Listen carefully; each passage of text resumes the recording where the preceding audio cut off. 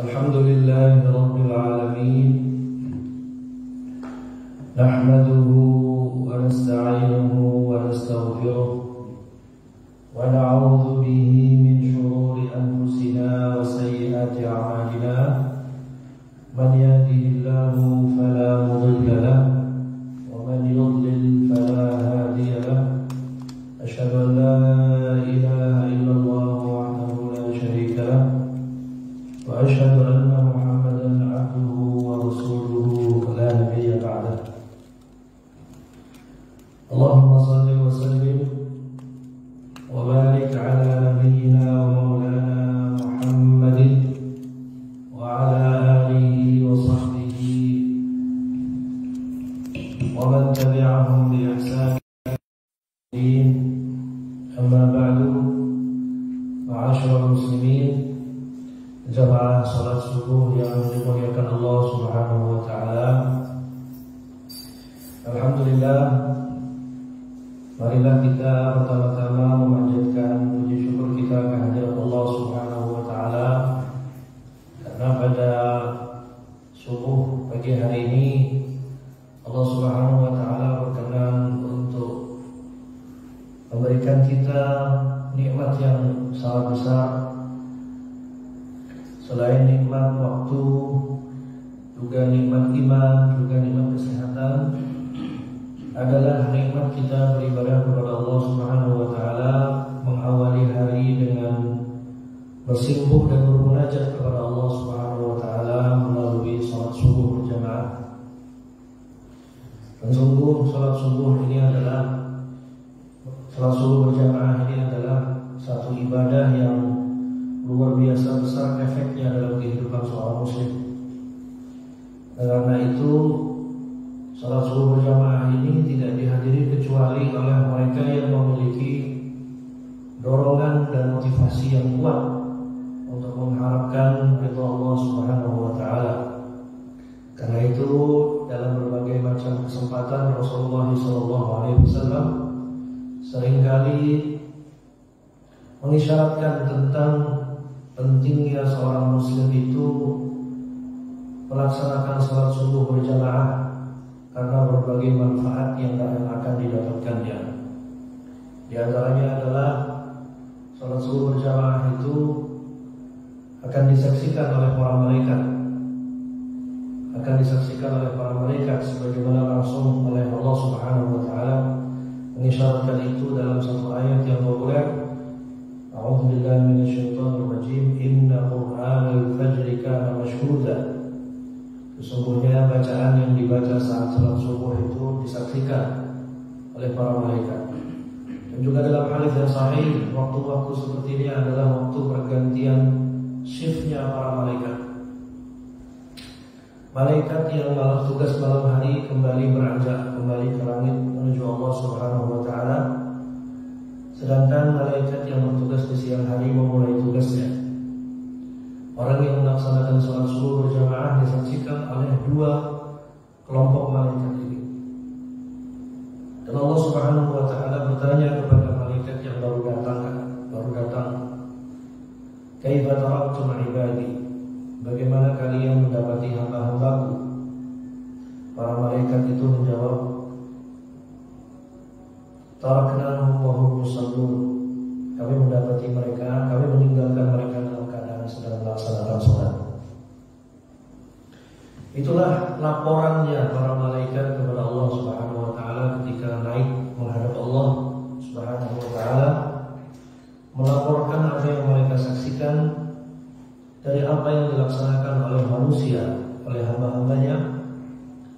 Tentu bukan berarti Allah Subhanahu wa taala itu alpa atau tidak tahu tentang apa yang dilakukan hamba-hamba itu sepanjang malam. Lalu kemudian bertanya, apa yang dilakukan hamba-hambaku? Allah Subhanahu wa taala Maha tahu atas apa yang mereka lakukan, atas apa yang kita lakukan. Namun Allah Subhanahu wa taala bertanya, bagaimana kalian dalam keadaan apa hamba-hambaku kalian meninggalkan mereka? Dan yang Allah Subhanahu wa taala tanyakan adalah, Allah taala tidak bertanya tentang apa yang kalian saksikan sepanjang malam dari hamba-hambaku. Apa apa yang kalian saksikan sepanjang waktu, sepanjang malam dari hamba-hambaku. Yang Allah tanyakan adalah apa yang kalian saksikan saat kalian meninggalkan mereka. Dan tentu ini adalah mengisyaratkan tentang pentingnya kita menghadiri waktu-waktu yang dianjurkan oleh Allah Subhanahu wa taala dan dianjurkan oleh Rasulnya untuk diisi dengan ketaatan, untuk diisi dengan salat berjamaah, untuk diisi dengan zikir, agar apa-apa yang disaksikan oleh para malaikat itulah yang dilakukan kepada Allah Subhanahu wa taala. Jangan sampai kita melewatkan waktu-waktu seperti ini, jangan sampai kita meluputkan waktu-waktu seperti ini, mengisi waktu-waktu seperti ini dengan kesia-siaan, apalagi dengan kemaksiatan kepada Allah Subhanahu wa taala.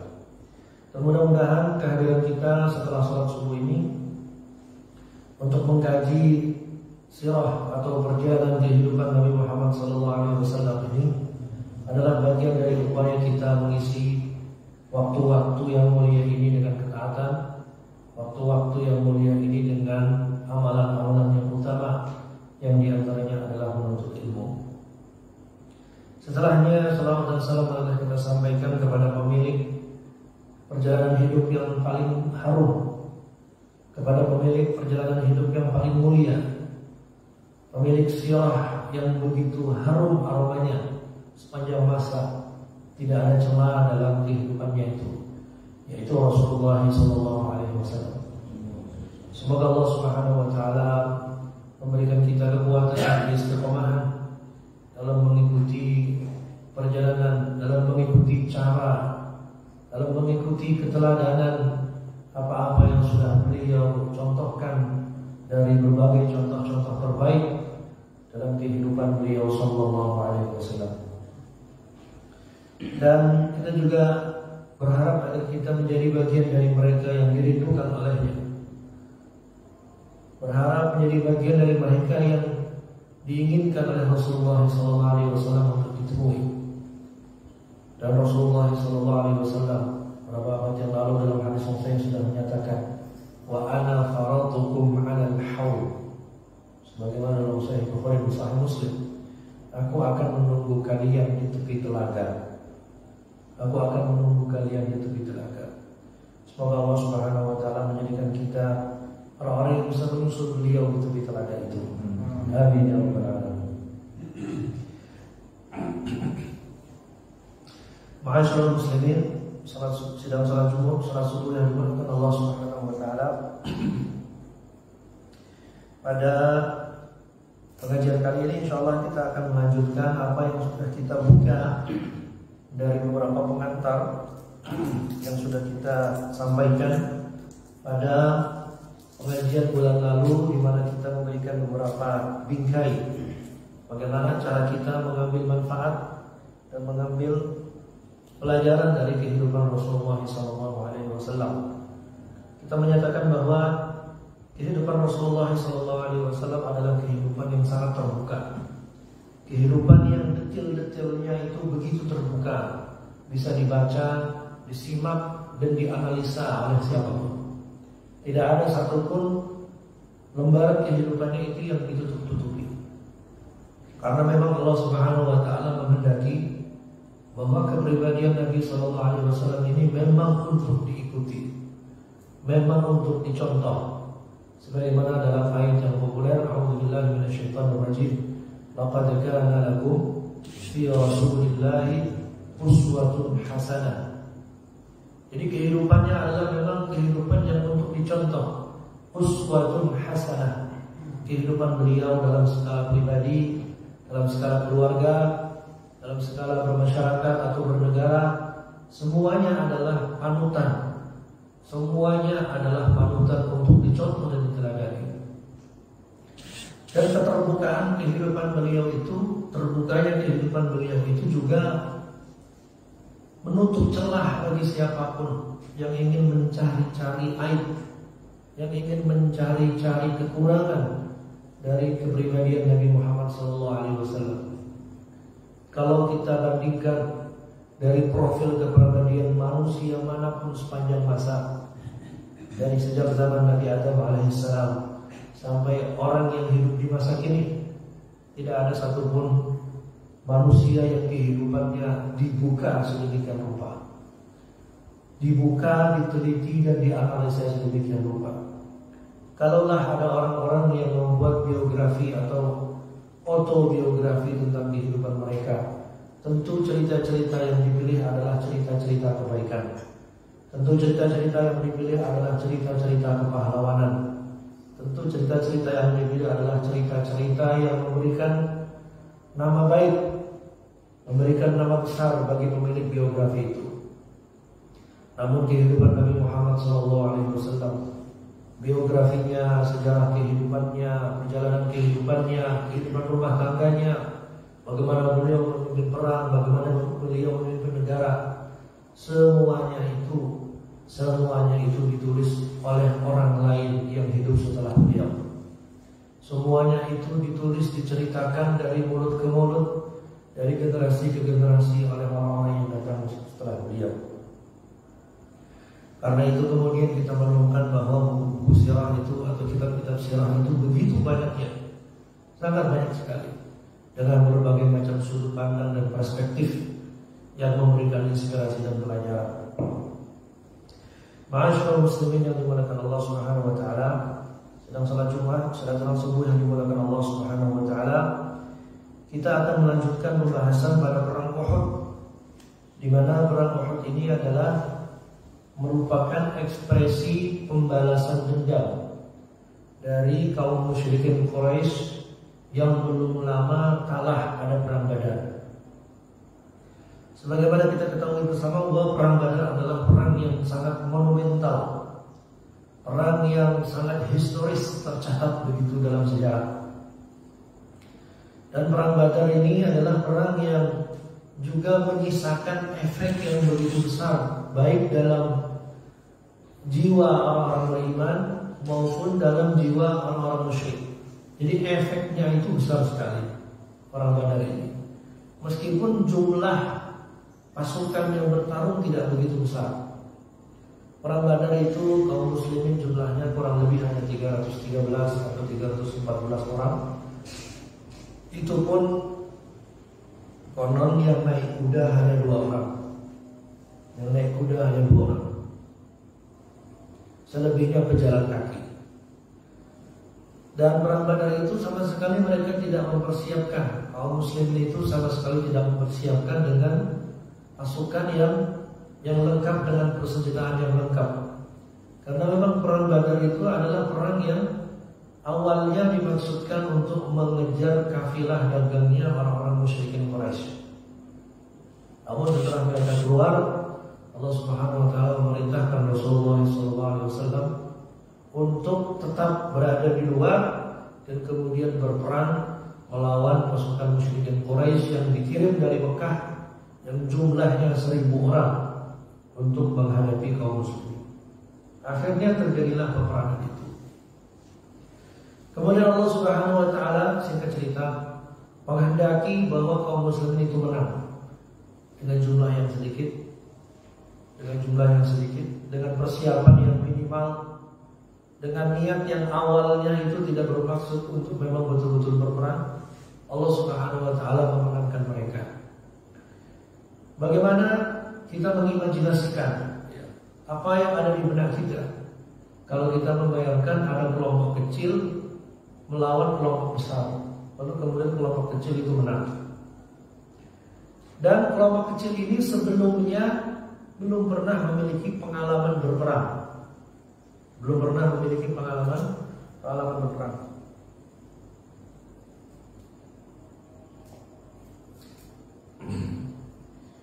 Yang timbul dari efek kejiwaan kelompok kecil ini pasti adalah satu kepercayaan diri yang luar biasa, satu kepercayaan diri, satu kebanggaan, dan satu pembuktian bahwa Allah Subhanahu wa taala betul-betul menepati janjinya untuk menolong orang-orang beriman, orang-orang yang memilih teguh, memilih kokoh, memilih tidak mundur dari perjuangan.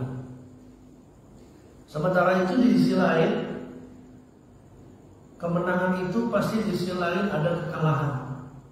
kekalahan di pihak musuh, yaitu di pihak orang-orang musyrikin Quraisy. Kekalahan ini pasti juga menimbulkan efek yang luar biasa dahsyat. Kekalahan ini menimbulkan selain korban jiwa, korban harta, juga efek psikologis yang luar biasa besar. Bagaimana mungkin pasukan yang lebih berpengalaman dengan jumlah yang lebih besar, dengan persenjataan yang lebih lengkap, bisa dikalahkan oleh pasukan atau kelompok yang lebih kecil. Karena itu kemudian mereka merasa sakit hati luar biasa. Mereka menyimpan dendam luar biasa. Dan kemudian setelah mereka pulang dari perang Badar, kaum musyrikin Quraisy ini kembali ke Mekah dengan segala dendam dan sakit hati karena kerabat-kerabat atau ayah atau paman atau kakak atau adik laki mereka terbunuh di perang Badar. Mereka langsung menyusun konsolidasi. Mereka langsung menyusun rencana-rencana untuk melakukan pembalasan, untuk melancarkan balas dendam mereka. Karena itu kemudian diceritakan dalam kitab sirahnya Syekh Abdul Hasan An-Nadawi ini, diceritakan bahwa saat para pembesar Quraisy itu mereka mengalami kekalahan luar biasa dan mereka kembali ke Mekah, peristiwa itu begitu membekas dalam diri mereka. Mereka pun langsung berkonsolidasi dan bertanya dan mengajak bicara kepada Abu Sufyan. Abu Sufyan bin Harb, seorang tokoh kafir Quraisy di saat itu. Abu Sufyan ini di kemudian hari masuk Islam seiring dengan penaklukan kota Mekah. Tapi saat itu ketika terjadi perang Badar, perang Uhud, Abu Sufyan adalah tokoh sentral. Tokoh sentral. Ya. Mereka berkata kepada Abu Sufyan sebagai tokoh yang saat itu kafilah dagangnya itu menjadi tujuan dari keluarnya kaum muslimin dari Madinah sebelum perang Badar terjadi itu. Ya. Mereka, apa yang mereka katakan kepada Abu Sufyan, apa yang mereka minta kepada Abu Sufyan, mereka meminta kepada Abu Sufyan agar mengeluarkan hartanya untuk mengkonsolidasikan ulang barisan. Karena Abu Sufyan ini adalah pedagang kaya raya, mereka meminta kepada Abu Sufyan untuk mengeluarkan, dalam tanda kutip, menginfakkan hartanya untuk kepentingan persiapan perang berikutnya. Lalu mereka pun akhirnya berkonsolidasi dan kemudian mereka berkumpul untuk memerangi Rasulullah SAW.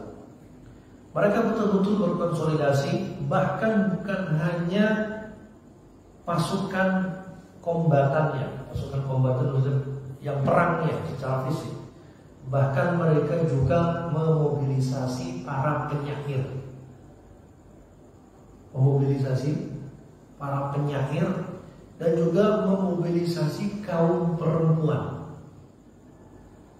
Mobilisasi para penyair untuk apa? Sebagaimana kalau ya kita membayangkan ya, ini meskipun kita tidak pernah berperang secara fisik, tapi kita membayangkan bagaimana cara membakar semangat, bagaimana cara mengobarkan semangat satu kelompok ya. Kita pasti akan membuat yel-yel, akan membuat seruan-seruan, akan juga mungkin berdendam dengan lagu-lagu yang menyemangati. Nah, di zaman itu para penyair itu tugasnya kira-kira seperti itu. Karena memang tradisi syair di masa dahulu, bahkan sampai saat ini ya, tradisi syair itu di kalangan bangsa Arab adalah tradisi lisan yang begitu kuat dan mengakar. Dan fungsi syair itu dahsyat. Makanya para penyair di kalangan bangsa Arab hingga saat ini, ya, terutama di masa lalu ya, hingga saat ini, para penyair itu memiliki kekuatan untuk mempengaruhi opini. Sebagaimana kalau kita sekarang ya media massa. Seorang penyair itu bisa menjatuhkan atau mengangkat kehormatan dan kredibilitas orang. Sebagaimana para penyair itu juga bisa membuat syair-syair untuk mengejek ya satu kaum sampai menjatuhkan semangat mereka. Ya, sampai menjatuhkan semangat mereka. Dan para penyair itu juga di saat yang sama juga punya kemampuan untuk mengangkat semangat ya, semangat atau daya juang satu kaum. Seperti itu. Ini penyair. Yang kedua, mereka juga memobilisasi kaum perempuan. Ya, mobilisasi kaum perempuan. Kenapa? Kaum perempuan tugasnya bukan untuk berperang. Ya, tugasnya bukan untuk berperang, tidak untuk langsung terlibat secara kombatan, secara fisik mengangkat senjata. Tapi mereka berada di belakang untuk memberi semangat kepada para suaminya, kepada kaum lelakinya, jangan sampai ada yang kabur. Malu loh, laki-laki kabur di belakang ada perempuan yang ada di situ. Gitu. Dan itu adalah sebuah aib bagi laki-laki, terutama di kalangan bangsa Arab, untuk kabur, untuk mundur dari peperangan sementara di belakangnya ada kaum perempuan. Kemudian Syekh Abdul Hasan An-Nadawi berkata, kaum Quraisy ini keluar dari kota Mekah berangkat di pertengahan bulan Syawal tahun 13 Hijriah. Tahun 13 Hijriah. Kaum Quraisy ini berangkat bersama anak-anak muda mereka, kemudian diikuti oleh kabilah-kabilah sekitar, dan para pemuka-pemuka Quraisy itu keluar berangkat disertai istri-istri mereka. Nah, ini yang tadi kita katakan, mobilisasi kaum perempuan. Kemudian mereka berangkat hingga tiba di perbatasan menjelang kota Madinah. Menjelang kota Madinah. Jadi kalau bapak-bapak ada yang sudah pernah umrah ya, ada yang pernah umrah, ya pasti pernah ke Uhud. Biasanya itu bagian dari paket travelnya atau paket jalan-jalannya atau paket ziarah. Yang akhirnya adalah Bukit Uhud. Ya. Ya, sekarang dari Madinah ke Bukit Uhud itu tidak terlalu jauh. Kalau dulu lumayan jauh, dia betul-betul di luar kota. Ya, karena kalau nggak salah udah pernah saya sampaikan di sini. Kota Madinah di zaman Nabi itu kira-kira luasnya seluas Masjid Nabawi sekarang. Kira-kira. Ya. Sementara sekarang ya sudah mengalami perluasan ya. Kota Madinah, Masjid Nabawi sendiri sudah sangat luas. Ya, ditambah lagi ya pemukiman terus meluas dan Bukit Uhud pun sekarang sudah menjadi bagian masuk dalam kota Madinah meskipun agak di pinggir. Ya. Nah, jemaah sekalian rahmati Allah Subhanahu wa taala, jadi mereka berangkat tahun pertengahan bulan Syawal tahun 13. Tahun 3 Hijriah, bukan tahun 13, tahun 3 Hijriah. Ya. Ini berarti kalau kita tarik garis sejarahnya dengan perang Badar itu terjadi pada bulan Ramadan tahun 2 Hijriah. Tahun 2 Hijriah. Jadi kira-kira setahun pas setelah terjadi perang Badar, mereka berangkat lagi. Ya, kita membayangkan kira-kira bagaimana mereka dengan meskipun mereka itu orang kafir, orang yang batil, orang yang tidak memiliki kebenaran apapun, mereka mampu menjaga dendam itu, menjaga rasa sakit hati itu untuk menjadi bahan bakar pembalasan selama 1 tahun. Ya, selama 1 tahun. Jadi dendamnya kesumat dibawa selama 1 tahun itu untuk melakukan konsolidasi. Rasulullah SAW dan para sahabatnya mendengar kabar bahwa ada segolongan atau ada pasukan Quraisy dari Makkah yang keluar, yang berangkat. Dan tentu Rasulullah SAW itu memiliki apa yang sering dikenal dengan al-uyun, mata-mata, untuk melihat perkembangan kaum Quraisy di Makkah. Ya. Rasulullah SAW pun mendapat kabar Lalu Rasulullah SAW bermusyawarah dengan para sahabatnya, bagaimana cara menghadapi mereka, di mana kaum muslimin akan menghadapi mereka, di mana akan terjadi perang itu di mana. Dan begitulah Rasulullah SAW selalu bermusyawarah,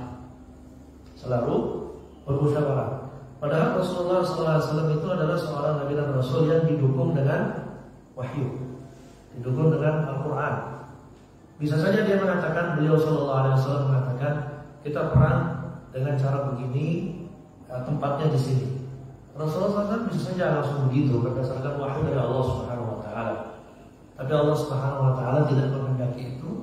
Dan Rasulullah SAW selama beliau tidak ada wahyu secara spesifik yang mengatur beliau selalu meminta pendapat para sahabatnya dan bermusyawarah dengan para sahabatnya. Beliau bermusyawarah dengan para sahabatnya. Rasulullah SAW berpendapat kita akan menghadapi mereka di dalam kota. Ya, kita akan menghadapi mereka di dalam kota. Ya, tidak perlu keluar dari batas kota Madinah. Tidak perlu keluar dari batas kota Madinah. Jadi kata Rasulullah SAW dalam beberapa kitab sunnah diceritakan, beliau berpendapat demikian, jika pasukan musuh itu masuk, mereka akan menghabisi musuh itu di dalam kota. Jadi mereka menjadikan pemukiman itu sebagai benteng, sementara kaum perempuan dan anak-anak diungsikan ke atap rumah atau di bagian atas pemukiman. Ya, di bagian atas pemukiman. Sementara itu, dan Rasulullah SAW sepertinya memilih pendapat ini. Ya. Sementara itu, para sahabatnya berpendapat, ya Rasulullah, ukhruj bina ila a'da'ina la yarawna anna jabunna anhum wa dha'ufna. Jadi kata para sahabat, ya Rasulullah, bagaimana kalau kita keluar saja? Kita hadapi, kita temui mereka di luar, agar mereka tidak menganggap kita sebagai orang-orang yang pengecut atau sebagai orang-orang yang lemah. Yang menarik adalah di awal peperangan perang Uhud ini sudah mulai muncul kasakusuk atau gerak-gerik seorang tokoh munafik yang bernama Abdullah bin Ubay. Ini tokoh munafik yang populer kalau kita buka kitab-kitab sirah, buku sejarah Nabi, kita akan menemukan nama ini sebagai tokoh antagonis paling utama, kira-kira gitu. Kalau kita membayangkan sebagai sebuah drama, tokoh antagonis paling utama itu ya Abdullah bin Ubay. Nah, Abdullah bin Ubay ini mulai, karena saat itu tetap dia bagian dari kaum muslimin yang menampakkan sebagai orang yang masuk Islam dan terlibat dalam musyawarah itu. Abdullah bin Ubay lebih menyetujui pendapat Rasulullah SAW. Saya setuju dengan Nabi Muhammad SAW. Kita cukup memerangi mereka di dalam kota. Kita perangi mereka, kita habisi mereka di dalam kota. Namun para sahabat, mayoritas sahabat Rasulullah SAW berpendapat agar kita memerangi mereka di luar, ya, agar mereka di luar. Lalu Rasulullah SAW menyetujui pendapat itu, ya, menyetujui pendapat itu, dan Rasulullah SAW adalah orang yang langsung mencontohkan dalam melaksanakan keputusan yang sudah disepakati. Beliau tidak memaksakan pendapat dan langsung bersiap setelah keputusan disepakati atau diketok, kira-kira begitu ya. Mereka atau Rasulullah SAW langsung bersiap dan langsung masuk ke rumahnya dan memakai baju besinya. Langsung memakai baju besi untuk berperang. Ya. Melihat itu, para sahabat yang mengusulkan untuk berangkat keluar kota, ya, menemui pasukan musuh itu di luar kota, itu mereka agak menyesal. Mereka agak menyesal. Begitu kata beberapa ulama sirah. Mereka berkata, qalu istakrahnaka ya Rasulullah wa lam yakun dzalika lana. Fa in syi'ta faq'ud sallallahu alaihi. Ya Rasulullah, kami sudah memaksa Anda, kayaknya sudah memaksa Anda. Kami tidak enak, kira-kira gitu. Ya. Kami tidak berhak untuk memaksa Anda. Jika Anda memilih untuk tetap tinggal di dalam kota, nggak apa-apa, silakan, kami akan ikut. Kami tetap akan ikut. Begitu yang dikatakan para sahabat yang sebelumnya mengusulkan. Rasulullah SAW menjawab, "Ma yanbaghi li nabiyyin idza labisa la'matahu an yadha'aha hatta yahkum Allah bainahu wa bain 'aduwwihi." Tidak layak bagi seorang nabi jika sudah memakai baju perangnya untuk kemudian melepaskannya kembali hingga dia bertemu dengan musuh dan Allah memutuskan apa yang terjadi antara dia dengan musuhnya. Jadi begitu Rasulullah SAW begitu sudah ambil keputusan, nggak ada kata mundur. Meskipun keputusan itu sebelumnya berbeda dengan apa yang beliau usulkan. Dan Rasulullah SAW tidak gengsi, tidak bilang benar kan apa yang saya bilang, nggak begitu. Sudah kita putuskan, kita sepakati bersama, kita jalani. Dan Rasulullah SAW sebagai pemimpin tidak memaksakan pendapatnya dan komitmen dengan apa yang sudah disepakati dan menjadi orang pertama yang memberi contoh pelaksanaan keputusan itu. Jadi orang pertama yang menjadi contoh pelaksanaan keputusan itu. Setelah mereka semua bersiap, Rasulullah SAW berangkat bersama kurang lebih 1.000 orang dari sahabatnya. Ya, bersama 1.000 orang dari sahabatnya. Ya. Hingga tiba pada satu tempat yang bernama Syaut. Ya, Syaut ini kira-kira tepi kota Madinah, antara kota Madinah dengan perbukitan Uhud. Jadi bapak-bapak yang sudah pernah ke sana, Uhud itu seperti barisan bukit ya. Jadi dia bukan bukit satu gitu kan. Jadi dia bukit ya apa namanya memanjang begitu. Dia seperti benteng ya besar. Ya kalau bahasa kita bukit. Tapi dalam bahasa Arab disebutnya jabal juga. Jabal itu maknanya bisa bukit bisa gunung ya. Ya makanya dalam terjemahan sering dikatakan gunung Uhud atau bukit Uhud. Jadi sebelum sampai ke perbukitan Uhud itu, ya, si tokoh antagonis ini yang tadi kita sebut Abdullah bin Ubay itu, ya, melakukan provokasi. Provokasi untuk apa? Ya.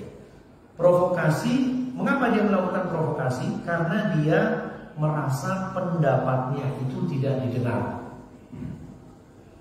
Jadi kan dia di awal Abdullah bin Ubay itu pengennya tetap di dalam. Sebenarnya alasan pengen di dalam itu bukan karena dia merasa kuat, karena pengecut sebenarnya.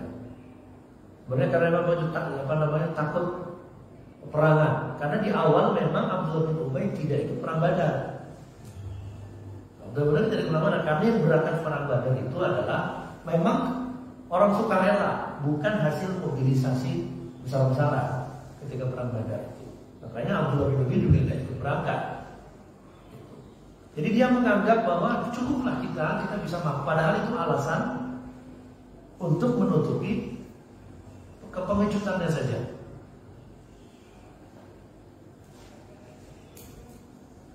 Dia merasa pendapatnya tidak didengar dan Nabi lebih mendengar pendapat para sahabatnya yang lain. Jadi dia Abdullah bin Ubay ini sudah ingin dari awal itu pengen supaya mendapatkan posisi di dekat Nabi SAW. Ingin mendapatkan tempat dan perannya itu dianggap. Pengen agar perannya itu dianggap. Lalu ketika terjadi perang Uhud ini, kemudian sampai di tempat di salah satu tepi kota Madinah ini yang disebut dengan Asy-Syaut, ya, dia memprovokasi Abdullah bin Ubay ini. Dia mengatakan, "Mana dari ala manuqtal anfusuna huna, ala manaqtul anfusana huna, ayuhan nas, Untuk apa kita keluar sejauh ini? Untuk apa kita keluar sejauh ini? Untuk apa kita membunuh diri kita di sini? Bahasanya gitu. Wahai manusia. Ya. Akhirnya banyak orang terprovokasi. Dan salah satu yang mengikuti juga sebagian sahabat, di antaranya bukan sahabat yang senior ya, sebagiannya adalah misalnya Abdullah bin Amr, ayah dari sahabat Jabir bin Abdullah. Ya. Nah, Abdullah bin Amr ini, ya, bapaknya Jabir ini, dia berkata, "Qatilu fi sabilillah ya idfa'u." Qalu, "Law na'lamu annakum tuqatilun lam narji'." Faraja'a 'anhum wa sabbahu. Ya. Orang ini berkata, "Qatilu fi sabilillah wa idfa'u." Berperanglah kalian di jalan Allah atau kita cukup pulang saja. Ya. Orang-orang yang terprovokasi ini berkata, kalau lau na'lamu annakum tuqatilun, kalaulah saja kami tahu bahwa kalian keluar ini untuk berperang, kami tidak akan kembali. Tapi untuk apa kami keluar di sini? Jadi intinya adalah terprovokasi dengan ajakan Abdullah bin Ubay. Akhirnya Abdullah bin Ubay ini mampu memprovokasi kurang lebih sepertiga dari pasukan. Ya, kurang lebih 300 orang. Ya. Dikatakan in khazala anhu Abdullah bin Ubay bi thuluthin nas. Jadi Abdullah bin Ubay ini mampu memprovokasi hingga sepertiga pasukan. Ya. Jadi luar biasa berarti ya efeknya itu. Ya. Ini berarti juga menunjukkan apa, Bapak sekalian rahmati Allah? Berarti pasukan yang berangkat saat itu juga tidak berada tidak semuanya berada dalam tingkatan keimanan yang sama. Tidak berada dalam kondisi atau tingkatan keimanan yang setara. Karena memang pada dasarnya tabiat manusia itu berbeda-beda pada level penerimaan keimanan. Bahkan mereka yang hidup di zaman Nabi pun juga begitu. Orang-orang beriman itu ada mereka yang disebut sebagai du'afatul iman. Orang-orang yang imannya itu lemah, jadi gampang diprovokasi. Mereka tidak disebut munafik, apalagi kafir, tidak. Tapi disebutnya du'afatul iman. Imannya itu lemah. Ya, kisah mereka itu nama-namanya itu tidak banyak disebut dalam sejarah, tapi ada dan diceritakan di dalam Al-Quran. Dan mereka itu dengan mudah terombang-ambing oleh opini-opini yang dihembuskan oleh orang munafik. Nah, ini kalau kita berkaca dengan zaman sekarang ya, Bapak jemaah rahmat Allah, ini kita melihat realnya ya. Sejarah seperti berulang. Memang mayoritas kaum muslimin hari ini itu mampu diombang-ambingkan oleh para pendengung-pendengung. Ya kan? Apa yang sering kita sebut di media sosial sebagai buzzer. Kira-kira gitu. Memang pendengung-pendengung. Kita tidak mengatakan buzzer itu adalah orang munafik, tapi ya tanda-tandanya mirip. Tanda-tandanya mirip. Ya, membuat atau membuat opini berdasarkan fakta-fakta yang diputarbalikkan atau berita-berita bohong untuk kemudian digunakan untuk menghasut. Bukan untuk menghasut, memecah belah. Ya, kalau dalam peristiwa Uhud ini contohnya. Ya, peristiwa ini contohnya. Sampai kira-kira 300 orang itu mengikuti hasutan Abdullah bin Ubay. Ya.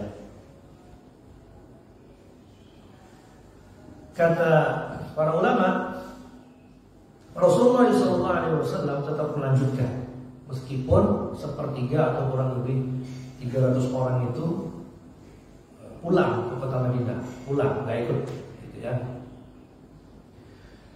Wa madha Rasulullah sallallahu alaihi wasallam hatta nazala syi'ba min Uhud wa huwa jabalun ala nahwi 3 kilometer min al-Madinah. Jadi pegunungan Uhud itu Ya, Rasulullah SAW melanjutkan perjalanan hingga sampai di pegunungan atau perbukitan Uhud yang jaraknya kira-kira 3 kilo dari Madinah. Ya. Kemudian strategi yang beliau pilih adalah beliau menjadikan perbukitan Uhud itu sebagai sandaran atau benteng dari belakang, sebagai tempat berlindung dari belakang. Ya, karena beliau tahu bahwa jumlah beliau lebih sedikit, ya, membuat perlindungan itu harus hati-hati. Maka beliau menjadikan perbukitan Uhud di bagian belakang, menjadikan bukit Uhud di bagian belakang, di belakang punggung beliau sallallahu alaihi wasallam. Ya. Kemudian beliau juga berkata kepada para sahabatnya, la yuqatilanna ahadun minkum hatta na'murahu bil qital. Kita berhenti di sini, jangan ada satupun yang mengangkat senjata memulai perang dulu sebelum aku memerintahkannya untuk berperang. Jadi ini mengajari kaum muslimin untuk satu komando, begitu. Lalu Rasulullah SAW pun bersiap-siap mempersiapkan, menegakkan tenda-tenda, menyiapkan pasukan. Di posisinya itu ada 700 orang kurang lebih kaum muslimin yang tersisa, yang ada yang mereka itu mengambil posisi di bukit Uhud itu. Lalu kemudian dari 700 orang itu memerintahkan pasukan pemanah berjumlah 50 orang. Ini kisahnya populer ya. Pasukan pemanah berjumlah 50 orang yang dipimpin oleh seorang sahabat mulia yang bernama Abdullah bin Jubair. Pakai jim, Abdullah bin Jubair. Ya, pakai jim. Kenapa saya kasih pakai jim? Karena ada nama sahabat lain namanya Az-Zubair bin Awwam, itu pakai zai. Ini beda ya. Kalau kita orang Indonesia suka nyamain Jubair sama Zubair sama aja, karena lidah kita yang tidak terbiasa membedakan. Abdullah bin Jubair memimpin pasukan pemanah 50 orang dan menempatkannya di atas bukit atau di punggung bukit atau di lereng bukit lah, kira-kira gitu. Ya. Kemudian beliau berkata, beliau sallallahu alaihi wasallam bersabda, "Idfa' al-khayla 'anna bin nabl, la ya'tuna min khalfina in kanat lana aw 'alaina." Kalian bertahanlah di sini. Tugas kalian adalah menghalau pasukan berkuda agar mereka tidak bisa menyerang dari belakang. Agar mereka tidak bisa menyerang dari belakang. Ya, in kanat lana aw 'alaina, dalam keadaan apapun. Apakah kita kalah, apakah kita terdesak ataupun kita menang, kalian jangan meninggalkan pos. Jangan meninggalkan posisi. Kata para ulama, amarahum bi an yalzamu markazahum wa an la yufariquhu wa an la yufariquhu walau ra'a at-tayra tatakhattafu al-askar. Ini menarik. Gambaran para ulama dalam mengekspresikan perintah Nabi ini. Jadi Rasulullah SAW memerintahkan mereka untuk tidak meninggalkan pos, tidak meninggalkan tempat, meskipun mereka menyaksikan burung-burung itu, meskipun mereka menyaksikan burung-burung itu mengambil kepala-kepala pasukan. Maksudnya gimana? Apakah kita kalah sampai akhirnya pada tewas semua, sampai syahid semua, dan sampai burung-burung bangkai itu memakan jasad manusia yang mati, yang tewas, yang syahid, ataupun kita menang, kemudian burung-burung itu memakan kepala orang-orang kafir, gitu. Jangan meninggalkan pos. Artinya apa? Sampai sedemikian rupa perintah Nabi, dalam keadaan apapun jangan meninggalkan posnya. Jangan meninggalkan pos. Wala bisa dir'an fawqa dir'in wa dafa'a al-liwa'a ila Mus'ab bin Umair. Rasulullah SAW pun setelah memerintahkan pasukan pemanah itu untuk mengambil posisi, beliau menambah lagi baju perangnya. Jadi berlapis baju perangnya. Ya. Baju perangnya berlapis.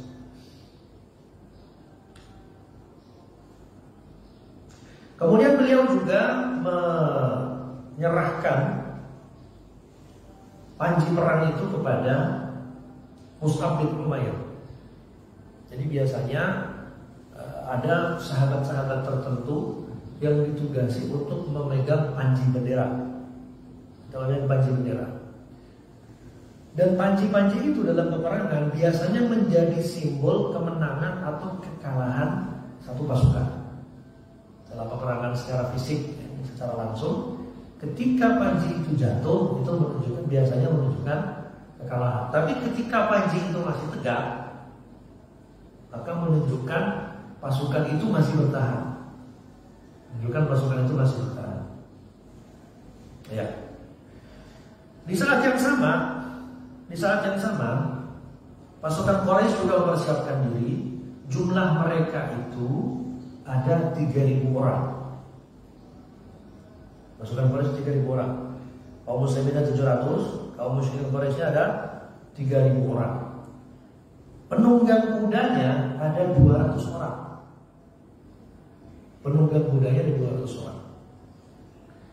Lalu dan mereka menugaskan dua penunggang kuda terbaik mereka dan salah satu pahlawan perang mereka untuk menjadi pasukan sayap kanan dan sayap kiri, untuk menjadi pemimpin pasukan sayap kanan sayap kiri.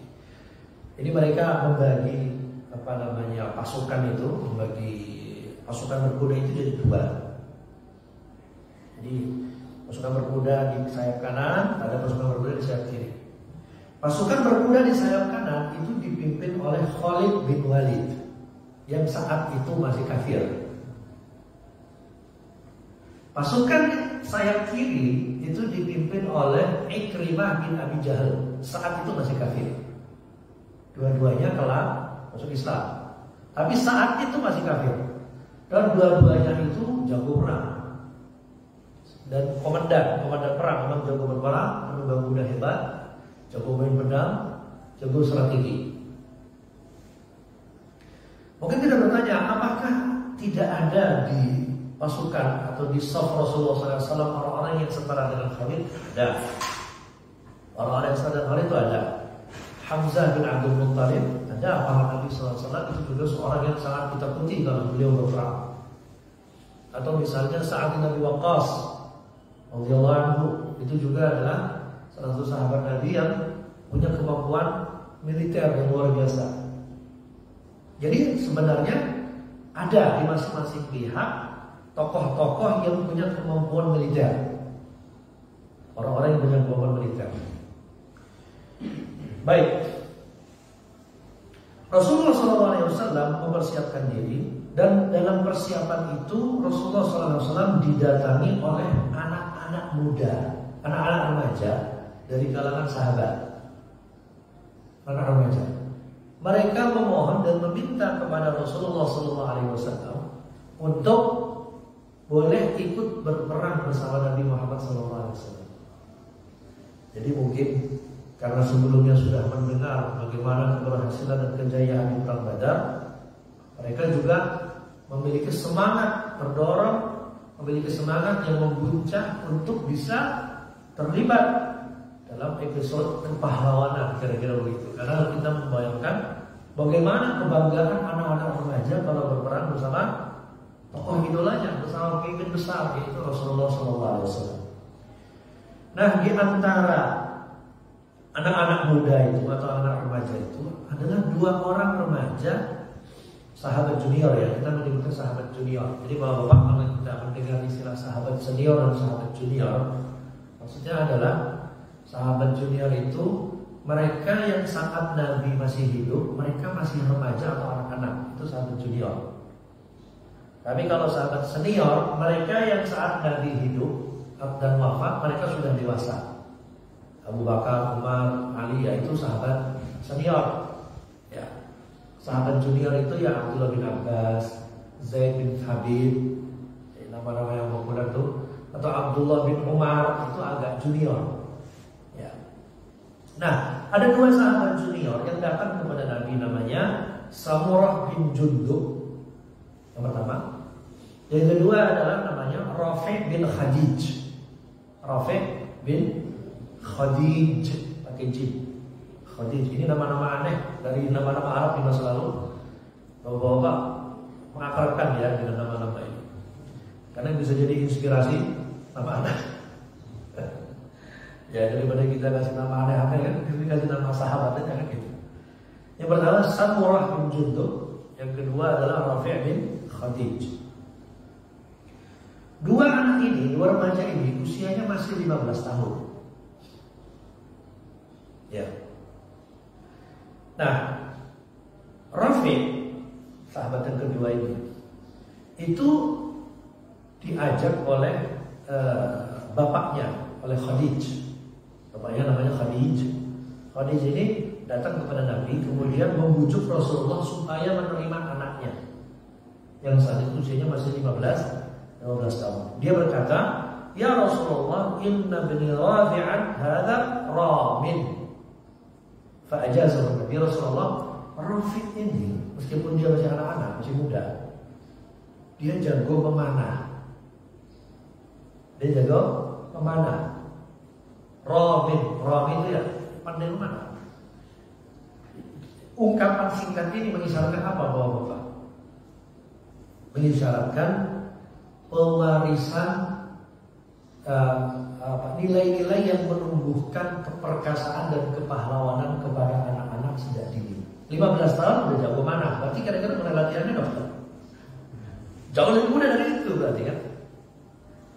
Dan dia menggunakan alasan bahwa anak dia jago memanah sebagai excuse, sebagai alasan untuk supaya bisa diizinkan berperang.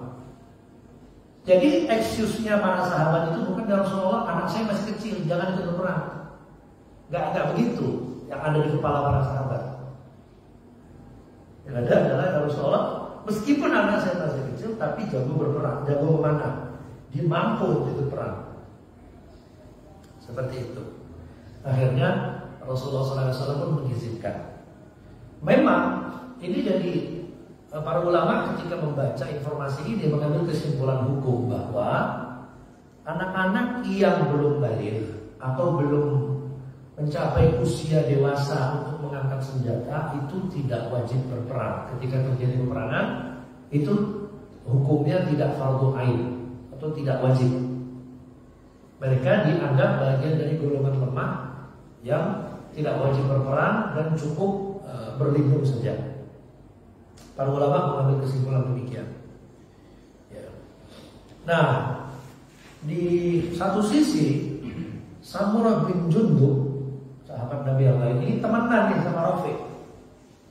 Rafi' sama Samurah ini kira-kira teman main lah, kira-kira gitu. Teman nongkrong kalau ada zaman sekarang. Ya. Sama usianya, dan Rasulullah SAW menolak. Kamu masih anak-anak. Ditolak oleh Rasulullah SAW. Kamu masih anak-anak.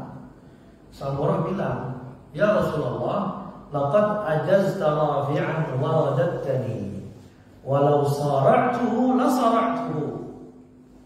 Ya Rasulullah, engkau menerima Rafi', tapi menolak aku. Jadi kita membayangkan bagaimana semangat itu menular gitu. Satu orang ikut, kenapa yang gak ikut? Gak ada yang bilang, oh lu aja dah, gue gak ikut, gak ada begitu. Ya. Kata Samurah, engkau menerima Rafi', membolehkan, tapi menolak aku.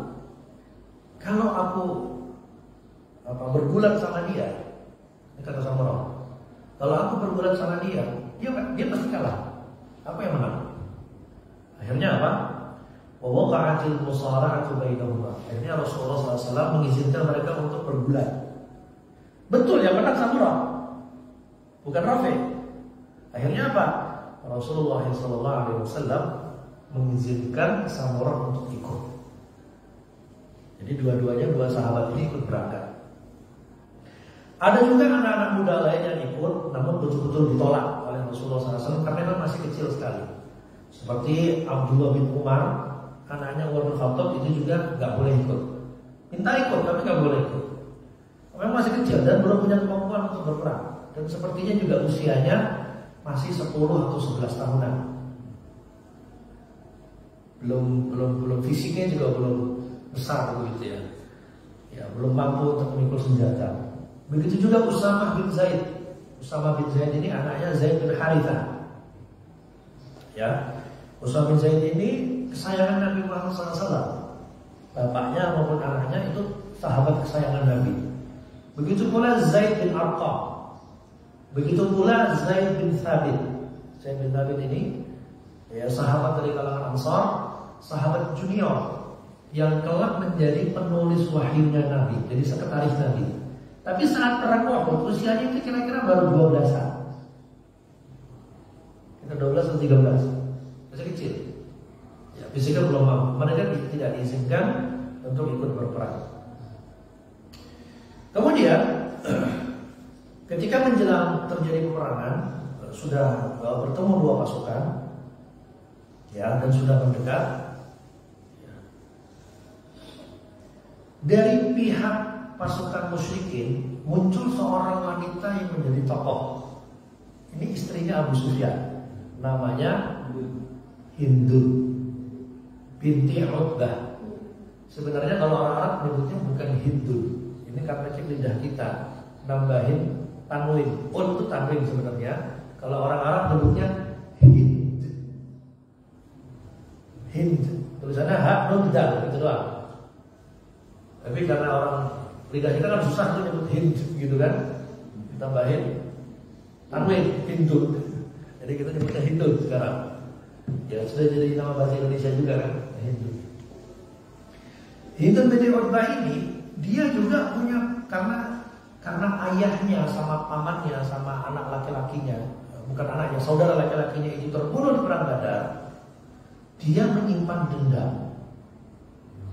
Dia menyimpan dendam dan dia tahu bahwa yang membunuh saudara-saudaranya ini, saudara paman dan ayahnya ini adalah Hamzah. Dia tahu yang membunuh adalah Hamzah bin Abdul Muttalib, paman Nabi Muhammad Sallallahu Alaihi Wasallam. Jadi dia masih menyimpan bara dendam dalam hatinya. Dan dialah yang memprovokasi ketika bertemu dua pasukan ini. Dia memprovokasi kaum perempuan, mengagitasi kaum perempuan, membakar kaum perempuan dengan memukul duf itu kalau kita sekarang rebana. Apa bahasa lain rebana itu? Kalau kita kan rebana identiknya untuk nyanyi ya, maksud gendang kali ya, untuk membakar semangat peperangan. Dia yang pertama kali mukul sebagai perempuan. Ya, dia memprovokasi atau membakar semangat kaum laki-laki untuk maju dan terbakar semangatnya hingga terjadi peperangan. Hatta hamiyatil harbu, hingga peperangan itu pun memanas. Begitu yang terjadi.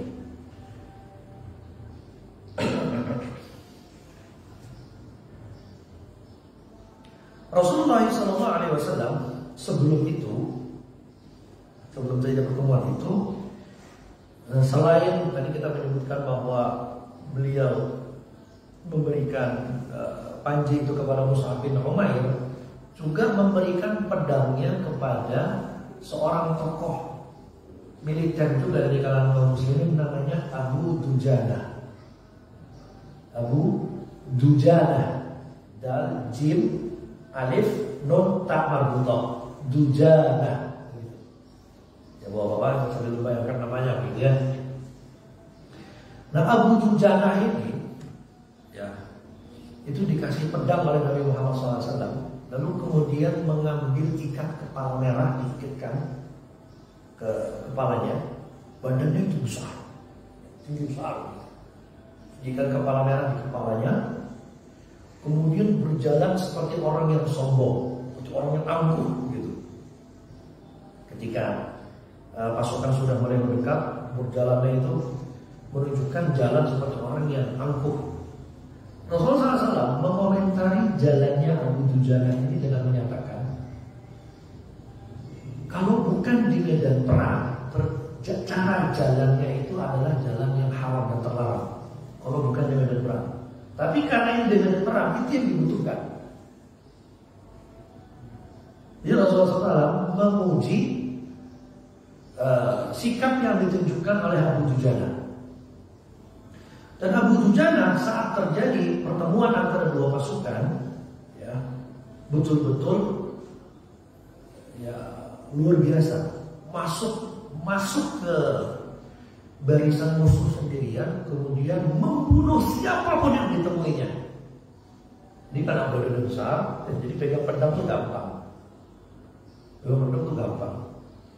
Dikatakan para ulama sirah, وقاتل أبو دجانة الذي أخذ السيف من رسول الله صلى الله عليه وسلم ووعده بأن يأخذه بحقه حتى أمعن في الناس. Dia betul-betul menepati janjinya kepada Rasulullah SAW dan masuk ke tengah-tengah manusia dan membunuh siapapun yang ditemuinya dari musuh maksudnya. Ya, kalau temannya nggak dibunuh, tentu saja. Ya. Begitu pula Hamzah bin Abdul Muttalib, paman Nabi Muhammad SAW, banyak membunuh dari tokoh-tokoh kaum Quraisy. La yaqifu amamahu syai', hingga akhirnya Hamzah bin Abdul Muttalib ini diincar oleh Wahsy. Diincar oleh Wahsy. Ya. Wahsy ini adalah sebenarnya seorang budak. Dia sebenarnya tidak tahu apa-apa tentang dendam antara kaum Quraisy dengan kepada kaum Muslim. Dia nggak tahu tentang dendam ini. Dia orang kecil, budak. Dia tidak punya kehendak. Namanya budak itu bahkan tidak punya kehendak atas dirinya di masa itu. Ya, makanya sekarang perbudakan dalam Islam sudah tidak ada. Ya. Nah, Wahsy ini sebenarnya juga bukan orang Arab. Dia orang Habasyah, orang Ethiopia, orang Afrika. Ya, kulitnya legam hitam. Dan dia budak dari salah satu tokoh Quraisy yang bernama Jubair bin Mut'im. Jubair bin Mut'im. Ya. Wahsy ini dibujuk untuk atau diperintahkan untuk membunuh Hamzah. Karena Jubair ini pamannya terbunuh ketika perang Badar. Di saat yang sama Hindun tadi juga meminta Wahsy untuk membunuh Hamzah. Jadi Hamzah ini banyak membunuh tokoh-tokoh gitu di saat ketika terjadi perang Badar. Nah, imbalannya apa supaya Wahsy mau membunuh khusus Hamzah saja? Dia perang itu cuma untuk membunuh Hamzah saja. Untuk membunuh Hamzah saja. Ketika terjadi peperangan, kenapa Wahsy mau untuk membunuh Hamzah? Karena dijanjikan dimerdekakan. Jadi kalau dia berhasil membunuh Hamzah radhiyallahu anhu, ya, dia akan dimerdekakan. Dijanjikan begitu. Ya. Akhirnya dari kejauhan Wahsy ini pun melemparkan tombaknya hingga mengenai Hamzah, mengenai dada Hamzah. Ya, bahkan sampai menembus. Ya, begitu diceritakan dalam buku-buku sejarah hingga akhirnya Hamzah bin Abdul Muttalib ini terbunuh mati syahid. Radhiyallahu anhu. Ya. Nah, di kemudian hari Bapak Ibu sekalian, enggak ada ibu sih. Bahwa pasukan rahmat Allah Subhanahu wa taala, Wahsy ini masuk Islam. Kemudian datang kepada Rasulullah SAW. Jadi Wahsy ini ketika kalau tidak salah setelah ke Makkah, setelah terjadi perang Uhud ini pergi. Setelah dia merdeka dia menjauh pergi. Ya. Dia tersimpan dalam hatinya kayak semacam merasa menyesal. Kemudian masuk Islam. Ketika masuk Islam, setelah penaklukan kota Makkah, dia mendatangi Rasulullah SAW. Dan ketika Rasulullah SAW tahu bahwa yang datang kepadanya adalah pembunuh pamannya, beliau berpaling. Gak mau melihat wajahnya. Baik. Dia pindah ke sini, dia begitu. Kenapa? Karena masih menyimpan rasa pedih. Enggak dendam, tapi masih menyimpan rasa sedih dan pedih dalam hatinya. Karena Hamzah itu bukan hanya paman, tapi juga saudara sesusuan, seusia. Nabi dengan Hamzah itu seusia. Jadi adiknya Abdullah, adiknya bapaknya Nabi, tapi dari beda ibu. Jadi masih seusia begitu. Ya. Nah, Wahsy itu datang kepada Nabi, ya, menyatakan keislamannya, namun Nabi SAW tidak mau melihat wajahnya. Tapi Rasulullah SAW memaafkannya dan mengakui keislamannya di kemudian hari.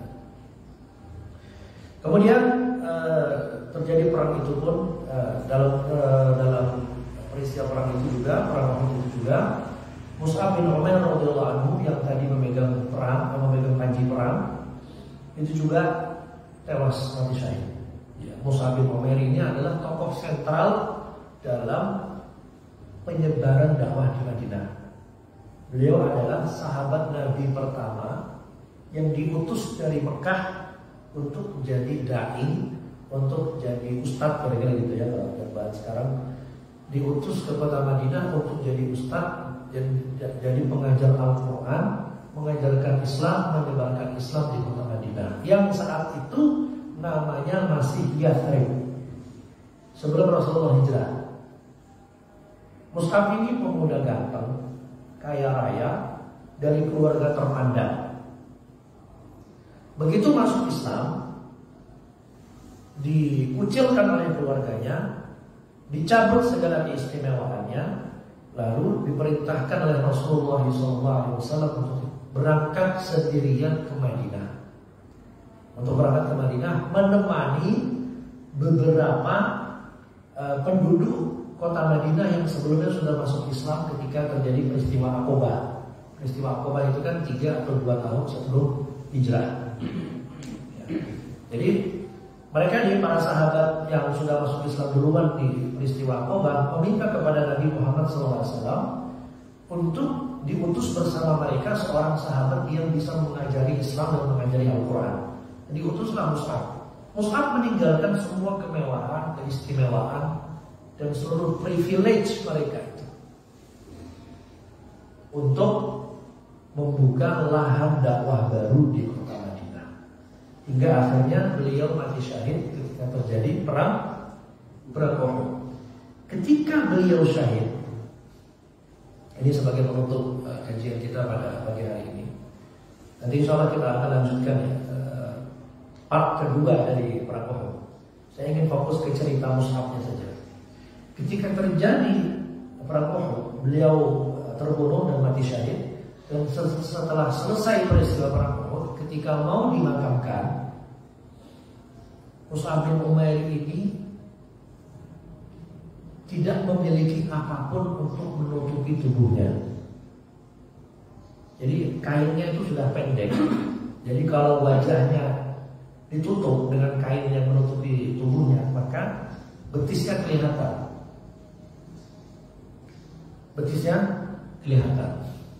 Kalau kainnya ditutup untuk menutupi kakinya, maka lehernya kelihatan. Wajah sampai lehernya kelihatan, jadi bisa ditutup. Ya. Lalu Rasulullah SAW memerintahkan para sahabatnya untuk menutupi kakinya dengan rumput idkhir, rumput yang tumbuh di kota Madinah di saat itu.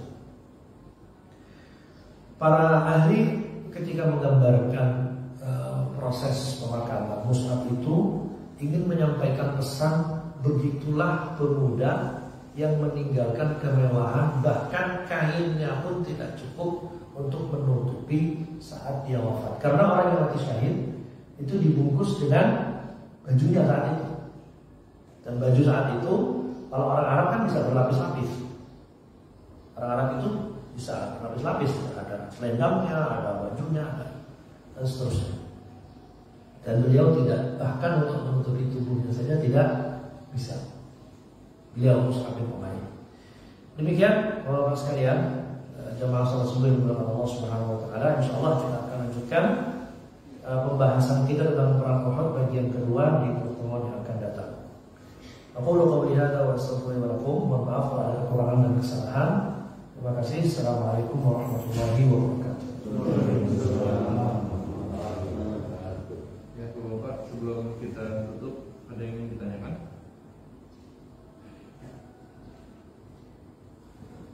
Silakan. Abdullah bin Ubay tadi yang tokoh. Ya. Itu dia itu berasal dari mana kan? Dari Mekah atau dari Madinah atau dari mana? Abdullah bin Ubay itu asli orang situ. Asli orang Yathrib, orang Madinah. Ya, asli orang lokal. Kenapa dia kemudian Allah takdirkan menjadi tokoh kemunafikan atau kemunafikan seperti itu sebagai pengkhianat? Banyak motivasinya. Di antaranya adalah konon sebelumnya Abdullah bin Ubay ini memang sebelum Nabi datang sudah disiapkan untuk menjadi raja, untuk menjadi penguasa di kota Madinah. Ketika Nabi datang, hancur semua itu rencana dan harapan-harapan itu, dan justru malah mengikuti Nabi Muhammad SAW dan mengangkat Nabi Muhammad sebagai pemimpin. Ya, kenapa? Karena ketika Nabi Muhammad SAW baru datang ke Madinah, itu kan membuat semacam fakta atau perjanjian atau yang juga disebut dengan piagam kota Madinah, yang secara aklamasi mendeklarasikan Nabi sebagai pemimpin kota Madinah, sebagai pemimpin kota Madinah, dengan tetap tidak meniadakan bahwa masing-masing suku itu ada pemimpinnya masing-masing. Masing-masing kabilah itu tidak ditiadakan sama sekali. Tetap masing-masing keluarga kan pasti ada kepala keluarganya. Namanya sistem kabilah di Arab itu kan sistem kekeluargaan, extended family orang bilang sekarang. Jadi ada kepala, ada tokoh yang menjadi kepala dari bani itu atau dari kabilah itu. Tapi mereka mengakui Rasulullah SAW bertindak sebagai semacam kepala negara, dan itu berarti di saat yang sama meniadakan apa yang selama ini sudah diinginkan oleh Abdullah bin Ubay. Jadi memang sakit hatinya luar biasa. Makanya selalu yang dia upayakan adalah bagaimana orang-orang itu, para pengikut Nabi itu terprovokasi dan tidak mau mengikuti Nabi dan mendengar apa yang dia katakan. Jadi pengen sentral ketokohan itu pindah dari Nabi ke dia. Makanya di berbagai peristiwa dia selalu menjadi tokoh yang menghembuskan opini supaya opini dia itu didengar dibandingkan dengan pendapat Nabi Muhammad SAW atau arahan-arahan Nabi Muhammad SAW. Tapi opini-opini ini selalu dibongkar oleh Allah SWT oleh Rasulullah SAW. Seperti itu. Ya itu tentang Abdullah bin Ubay. Ceritanya bisa panjang sendiri. Sekira gitu. Cukupnya Bapak. Kita tutup dengan doa. Abdul Ustaz, silakan. Nanti kita lanjutkan di kopi ini. Kalau ada pertanyaan dan santai bisa disampaikan. Silakan Ustaz, tutup dengan doa. Baik, mari kita doa sekalian rahmatullah tutup majelis kita pada pagi hari ini dengan berdoa kepada Allah Subhanahu wa taala, agar Allah Subhanahu wa taala memberikan kita kesabaran, keistiqomahan, kekuatan dalam mengikuti jalan Nabi Muhammad sallallahu alaihi wasallam. Astagfirullahaladzim, astagfirullahaladzim, astagfirullahaladzim. Astagfirullahaladzim, Rabbana zalamna anfusana wa illam taghfir lana wa tarhamna lanakunanna minal khasirin. Rabbana zalamna anfusana wa illam taghfir lana wa tarhamna lanakunanna minal khasirin. Allahumma ati nufusana taqwaha wa zakkiha anta khairu man zakkaha anta waliyuha wa mawlaha. Allahumma ati nufusana taqwaha wa zakkiha anta khairu man zakkaha anta waliyuha wa mawlaha. اللهم اجعل اجتماعنا هذا اجتماعا مرحوما واجعل تفرقنا من بعد هذا تفرقا معصوما ولا تجعل فينا ولا معنا شقيا ولا محروما. ربنا آتنا في الدنيا حسنة وفي الآخرة حسنة وقنا عذاب النار. ربنا اغفر لنا ولإخواننا الذين سبقونا بالإيمان ولا تجعل في قلوبنا غلا للذين آمنوا ربنا إنك رؤوف رحيم. ربنا آتنا في الدنيا حسنة وفي الآخرة حسنة وقنا عذاب النار. وصلى اللهم على سيدنا محمد وعلى آله وصحبه وبارك وسلم والحمد لله رب العالمين. سبحانك اللهم وبحمدك أشهد أن لا إله إلا أنت